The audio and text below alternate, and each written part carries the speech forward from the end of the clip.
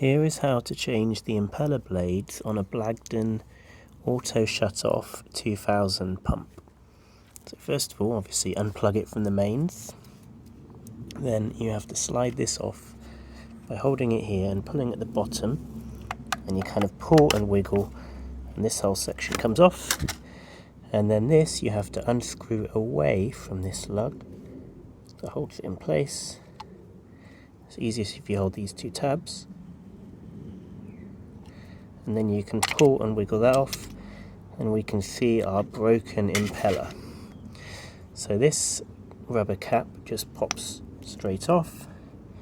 This is a ceramic rod that the whole thing spins on, and this very simple cheap part is what we usually find breaks, as we can see mine has.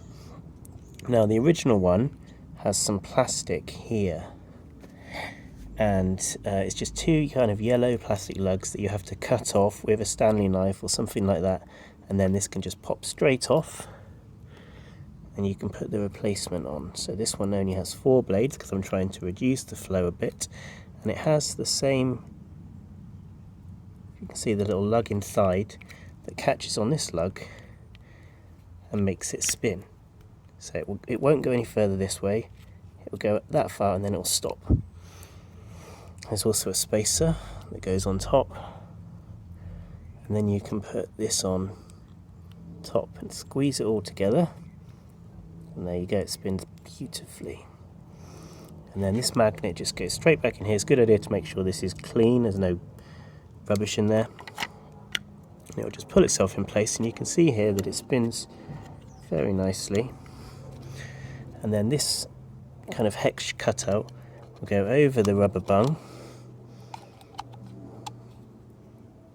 You twist it until there's no gap here, and again clean this out, and there is a lug on each side that goes into this cutout here.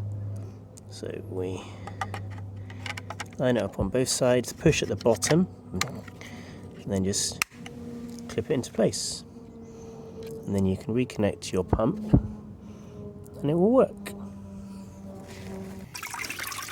So this is my Blagdon ASO 2000 pump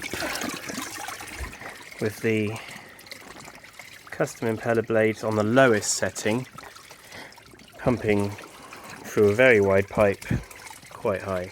On the highest setting this will be shooting up in the air somewhere. This is the 4-blade impeller, so I deliberately lowered the power a bit.